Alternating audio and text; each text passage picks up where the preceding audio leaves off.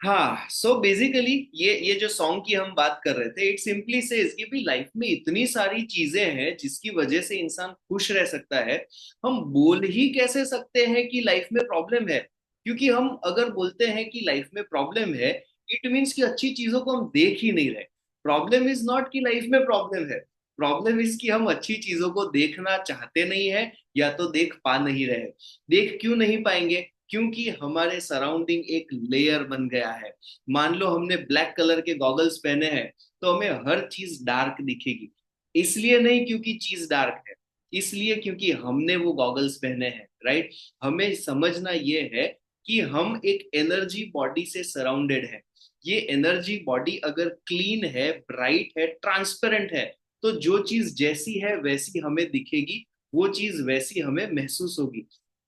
But अगर हमारे aura के अंदर अलग अलग परसेप्शंस हैं, जजमेंटल हो गए हैं कि भाई ये तो ऐसा ही है, वो तो वैसा ही है, इसका कुछ नहीं हो सकता, पॉल्यूशन बहुत हो गया है, लोगों में अकल नहीं है, पॉलिटिक्स के अंदर करप्शन है, ये सारी चीजों को अगर हम अपने माइंड में क्लटर करने देंगे, ऑरा के अंदर ये सारी चीजें भर के रखेंगे, तो नेचुरली जो चीज अच्छी है वो नहीं देख पाएंगे। गार्डन में अगर चलते चलते, तो कई बार ऐसा होता है ना कि फ्रेंड्स सब एक सर्टन एज के बाद वॉक के लिए चलते हैं, गार्डन में चलने जाते हैं। तो चलते चलते क्या बात करेंगे? इलेक्शन में ऐसा होगा, वैसा होगा, यूएसए में ऐसा हो गया, इकोनॉमी का ऐसा हो रहा है। They are not able to see, वो लोग नेचर में है।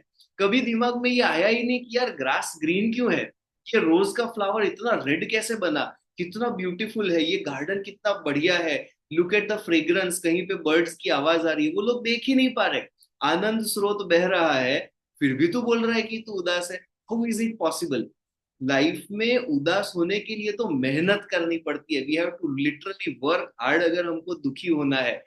सुखी रहना, खुश रहना इज एब्सोल्युटली नेचुरल। हमें ये लेयर को हटाना है, that is the only problem.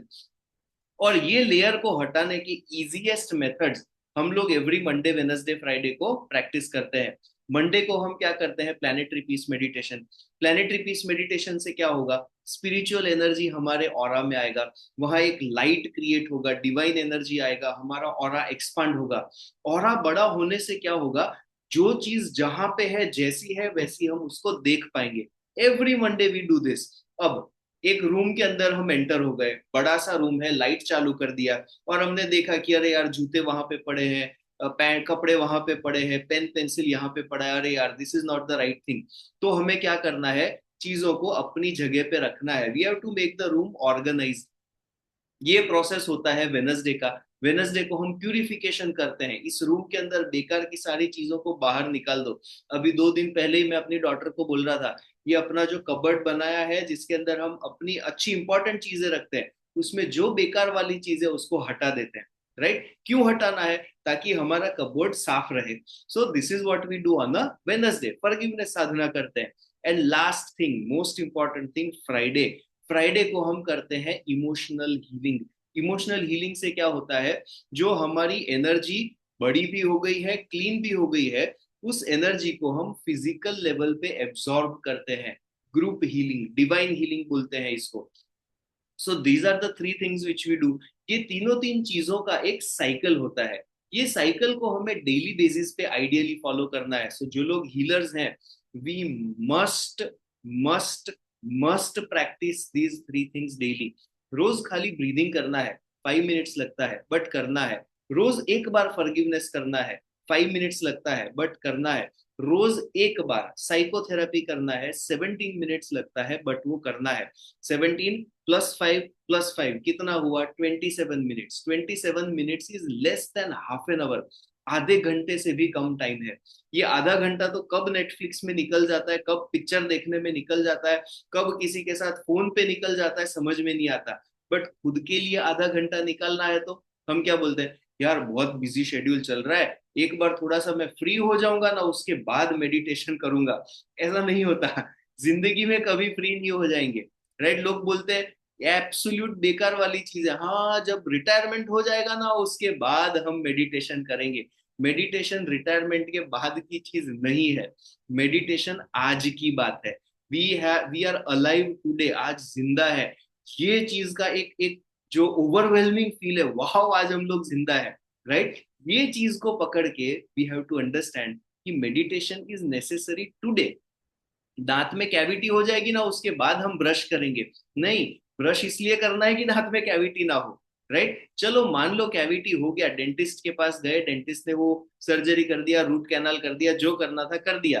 अब तो डेंटिस्ट के पास हुआ है ना, अब कोई ब्रश की जरूरत नहीं है, नहीं, वो भी गलत बात हो गई। सो ब्रश करना है मतलब करना है, right, it is for our own good health, अपने ही ओरल कैविटी को बचा के रखने के लिए है। So this is what we have to understand, meditation और मेंटल हेल्थ की भी बात कुछ ऐसी होती है।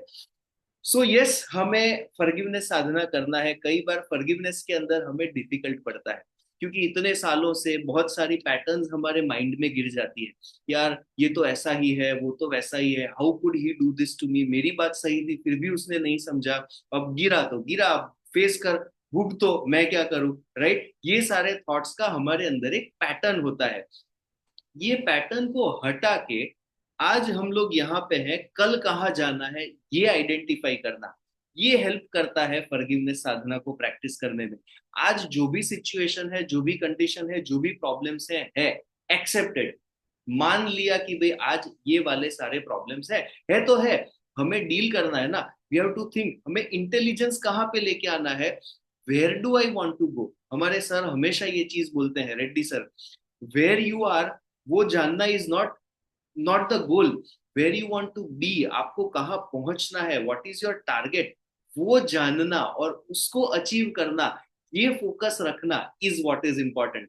आज प्रॉब्लम है कोई बात नहीं, कल स्ट्रेस फ्री लाइफ चाहिए ना, तो उस चीज को अचीव करने की मेहनत आज करनी है, चाहे प्रॉब्लम हो चाहे प्रॉब्लम ना हो, एज सिंपल एज दैट। कहीं पे अगर खो गए, this is a typical example, कहीं पे अगर हम खो गए हैं, क्या करेंगे, मैप खोलेंगे, गूगल मैप्स निकालेंगे और उसमें डालेंगे हमारे घर का एड्रेस।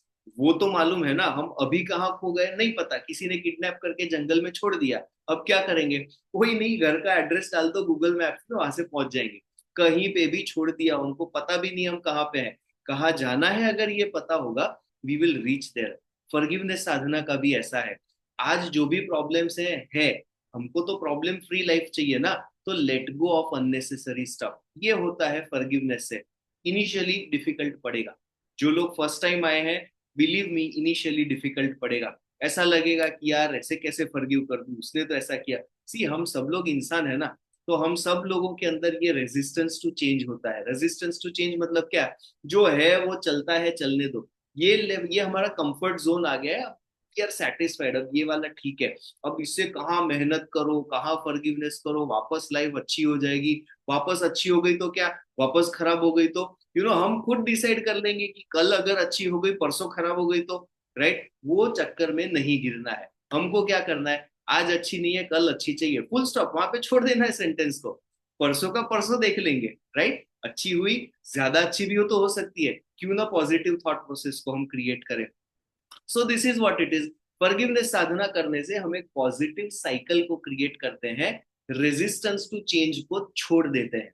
हमको जो चेंज होने के लिए रेजिस्टेंस होता है उसको हम ड्रॉप कर देते हैं ऑटोमेटिकली। जो लोगों को कल तक हम बोलते थे कि ये तो ऐसा है, बेकार वाला इंसान, इसकी वजह से मेरी लाइफ में कचरा हो गया, उसी पर्सन को हम पॉजिटिवली देखने लगेंगे। हाँ, इसकी वजह से आज मैं इमोशनली स्ट्रांग हुआ, मेंटली स्ट्रांग हुआ, मुझे डिफिकल्ट सिचुएशंस को हैंडल करना सीखने को मिला। जिन लोगों को हम गाली देते थे, उन्हीं लोगों को हम ग्रेटिट्यूड देंगे। When we practice forgiveness sadhana regularly, regularly एक इंपॉर्टेंट वर्ड है, रोज ये प्रैक्टिस करना है। ब्रश कैसे करना है, रोज करना है। आज तो थर्सडे है ना, आज ब्रश करना है, ओ आज तो संडे, आज ब्रश नहीं करना, it is not like that. Sunday Monday Tuesday जो भी डे करना है तो करना है। फॉरगिवनेस का ऐसा है, ब्रीदिंग का ऐसा है, साइकोथेरेपी का ऐसा है। मेनी ऑफ अस, हम हमारे ग्रुप में अभी बहुत लोग हैं जिन्होंने हीलिंग नहीं सीखा। थोड़ा सा प्रायोरिटी देके, थोड़ा सा प्लानिंग करके 5 दिन निकालने पड़ते हैं, डेफिनेटली निकालने पड़ते हैं। मेहनत लगता है, सारे शेड्यूल को हटाना, ये मैनेज करना, वो मैनेज करना, but if we are able to do it, simple 15 minute का टाइम ही लगता है। 5 दिन निकाल दिया, डिफिकल्ट काम हो गया, अब सिर्फ 15 मिनट का काम है। So we have to learn कौन सी सिचुएशन में कैसे अपना रास्ता निकालना है, राइट।